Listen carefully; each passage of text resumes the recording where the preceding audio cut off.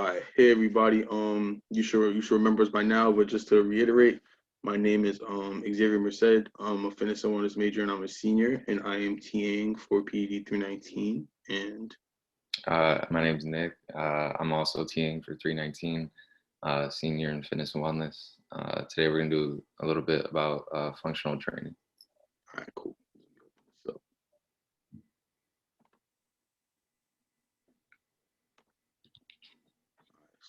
everybody here. All right, cool.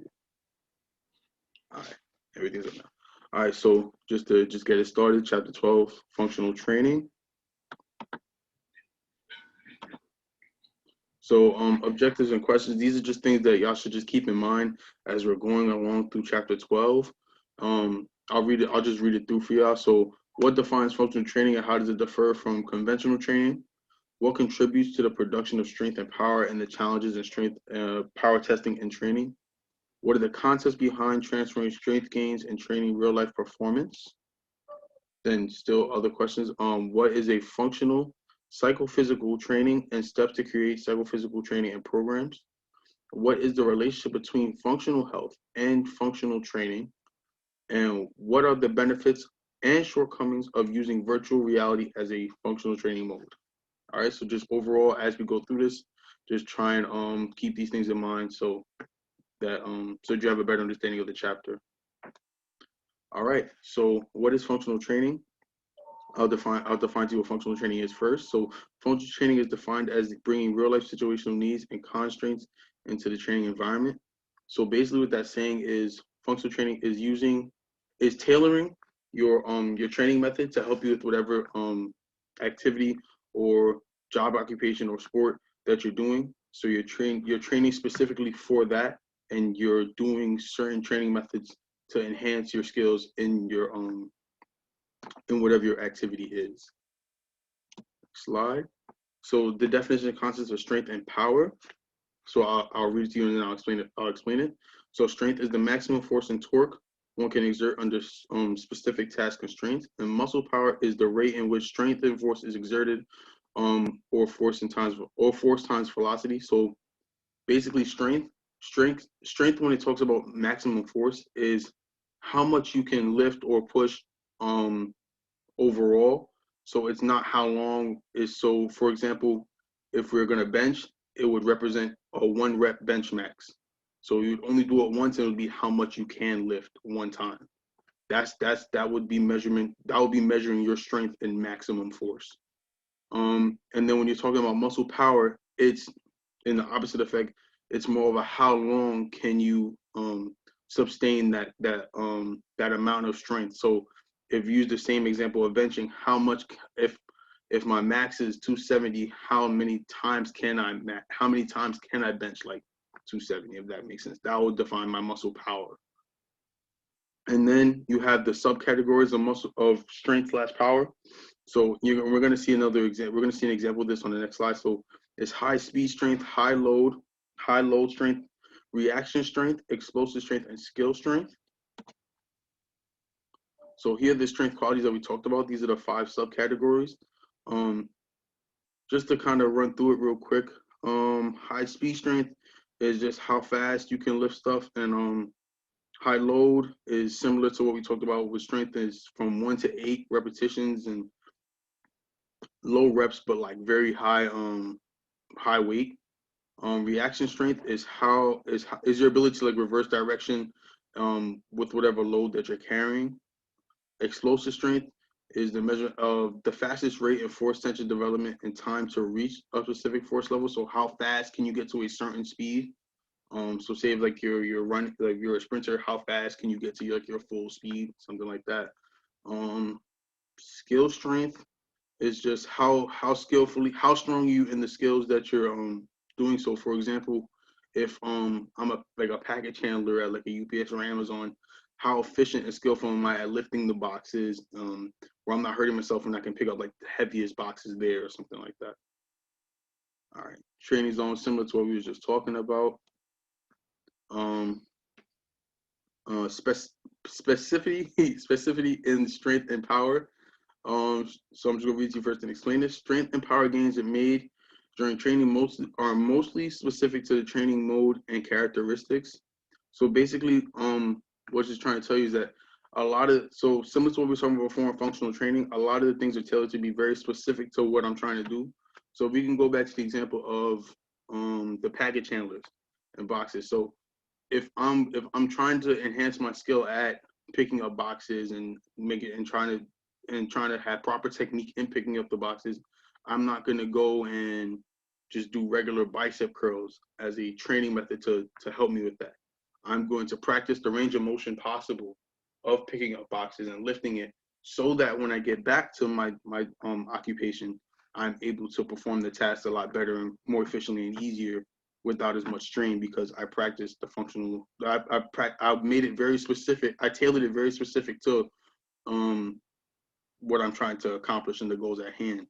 So that's what we're talking about, being very specific in the training that you're doing for strength and power, so you can see those gains. Well, perfect. Yeah, perfect example with the boxes. So like what it says, box lifting requires strength and technical skill, and then aerobic power is best tested when specific to the skill requirements. So basically, you're just still, so basically what I said before, you're trying to be very specific in your training so you can accomplish whatever task is at hand that you're training for, or whatever goal in mind. Adaptations to strength and power training. So these are so before I read it to you, these are supposed to be the things that you're supposed to gain from your strength and power training. So for example, it says the sociological and neurophysiological adaptations that arise from strength and power training include, so like I said, these are the gains that you're supposed to be getting from your specific training, and specific and functional training together. So the muscle and tendon hypertrophy, fascial rearrangement, metabolic and endorsement factors, widespread changes in neutral control. Then it talks about the performance gains that we mentioned before: improved jumping, easier occupational lifting, and faster walking speed in elders, and faster sprints in performance in athletes.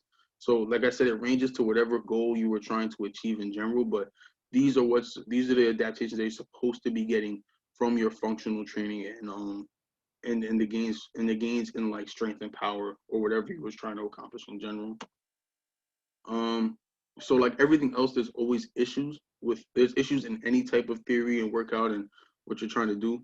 So I'll read it to you first and I'll explain. So despite recognized improvements in some activities, there are uncertain relationships between strength and power gains and better performance in many athletic, occupational, daily living activities. So basically what it's telling you is that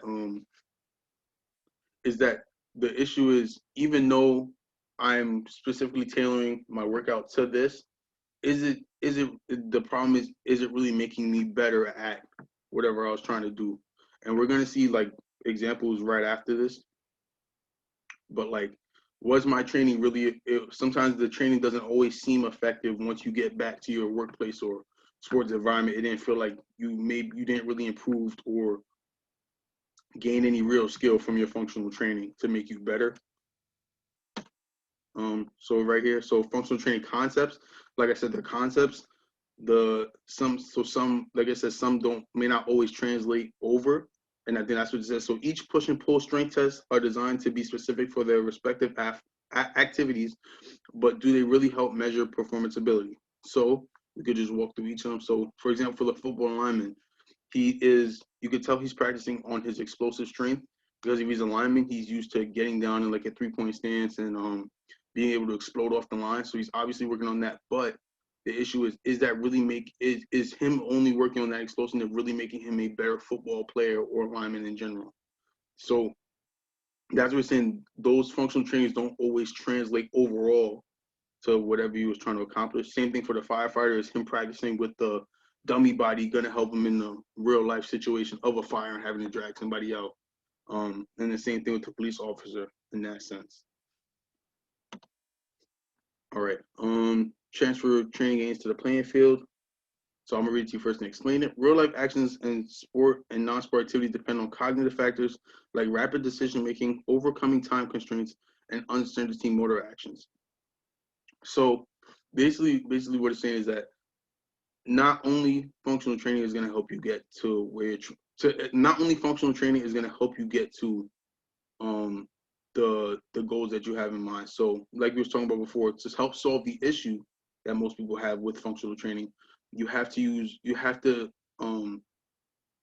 to observe the other variables alongside it, and then try and use the other cognitive factors to help you. So we'll see later on that there are other uses to help you transfer those strength and power measures that you did gain from functional training and really relay it over to the sport or activity or occupation at hand to really make you better at it in general. So we keep going. For example, right here, this is an example of a physio psychophysical ability testing. The athlete must react and move with the tester. So alongside his already functional training and all the specific training he does for his sport, this is a good way to train his mind to work with his body to actually translate all the gains that he's been working on onto the field, so he can actually perform a lot better and become better at the task at hand. Then it's just all right. So the guidelines to functional psychological change. So I'm gonna read to you to explain it. Determine the psychological, perpetual and psychomotor factors and skills required to successful performance. So basically, it's kind of what I was saying before, how that your mind has to kind of work with your body, and you have to train your mind. You have to functionally train your mind just as much as your body to translate all of the gains that you've made.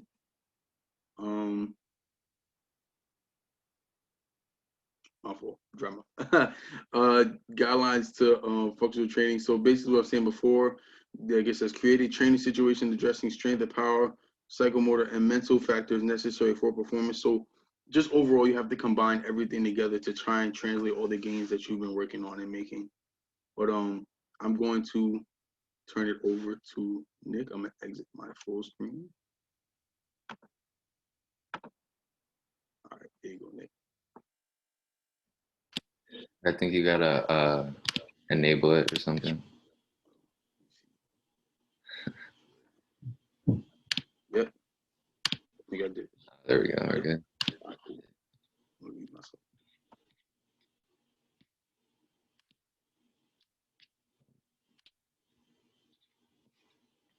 All right, there we go. So functional psychophysical training for non-athletes. Functional exercise prescriptions are being used more and more alongside or in place of just regular exercise programs. Functional training for military and public safety professionals is referred to as tactical training. Tactical training combines specific physical demands with high stress environments, interpersonal engagement, and equipment use. So like I was talking about earlier with like the firefighters, they have a lot of demands that need to be met while they're on the job. You know, there's like fire everywhere, they're climbing up stuff, anything could happen, you know. So functional training for non-athletes is designed to improve functional health. Functional health basically is just the capacity or ability to engage in daily living or activities of daily living despite certain health issues. Functional training in non-athletic populations is mostly directed at people with disabilities, the elderly, or those requiring rehabilitation. Studies usually show that functional rehabilitation techniques provide better results than just generic rehabilitation.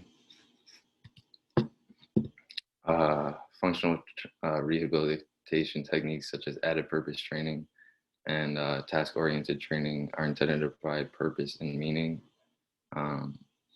They enhance motivation. It also helps to develop coordination mechanisms that are context specific, and those skills and everything will transfer better to real world activities. Programs should address individual specific psychological and psychosocial aspects of movement. This is referred to as the mind-body approach. Things like meditation, you know, like using imagery, both examples. Functional training for vocational and wellness purposes may reduce musculoskeletal pain and improve work performance. Functional training improves others' mobility function, helps with their activities of daily living. It also helps to reduce fall incidents. Yet the diverse needs of relatively healthy persons with nagging and subacute problems prevent definitive statements of what kind of functional training work and for what purposes.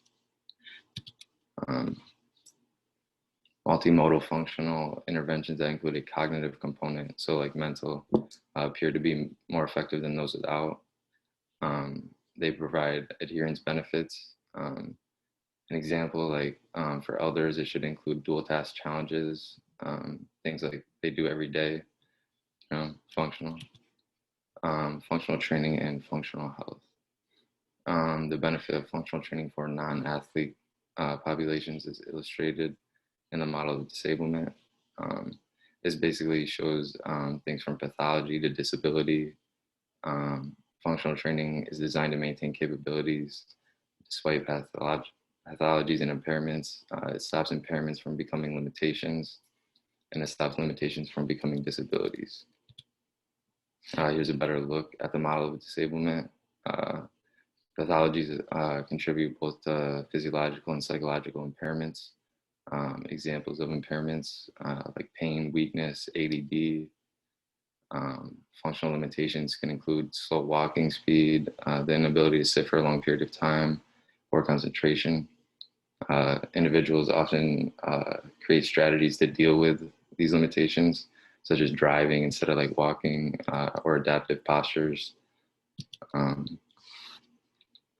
Functional health assessment. A functional health evaluation is aimed at assessing individual specific needs, physical function, and psychosocial characteristics. This includes task difficulties and environmental characteristics that influence an individual's activities.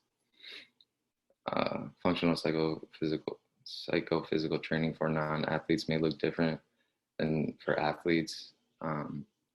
Functional health assessment may indicate the need for multiple separate interventions that then can be put together as like a holistic functional training program.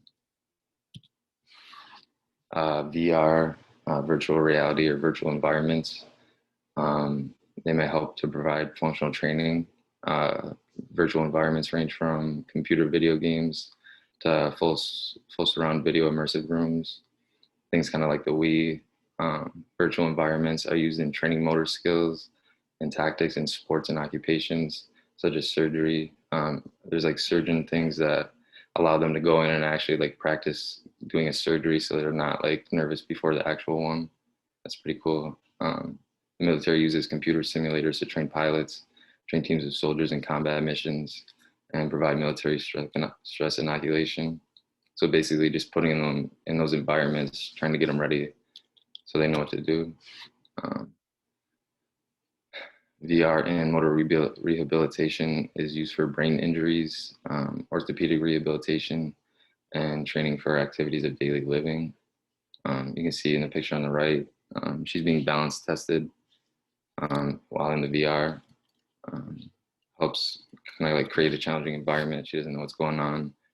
The use of VR to aid it, physical training for relatively healthy persons has been mostly examined for adherence and mental health benefits. VR promotes exercise adherence and positive mood states. It gives them a reason to go in there. Like if they're not usually inclined to work out, you might get them in there, benefits of exergaming may be related to competitive enjoyment, an external focus of attention, and a purposeful physical effort. Although the exergaming environment still lacks compared to real gaming in terms of that it creates a positive experience or positive exercise experience, you're actually doing something. Adherence and self-efficacy effects are not necessarily universal. Many individual and gaming factors influence users' liking for VR exercise and the potential benefits.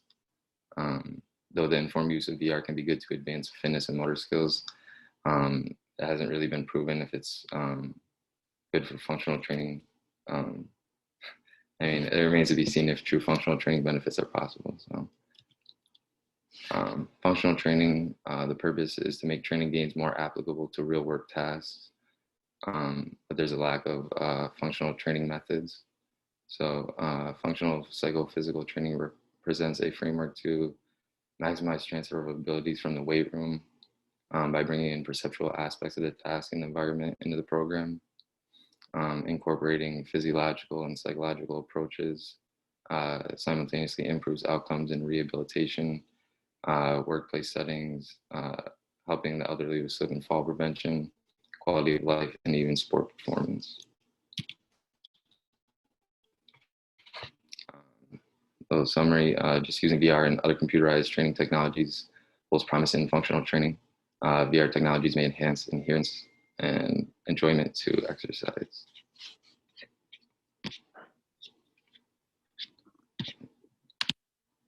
All right, cool. So, all right, everybody. I hope that helped you. Just remember, go through the objectives and try and answer some of those questions to help you understand chapter 12 alongside with the Zoom link in general. So, good luck, everybody, and good luck on your further endeavors.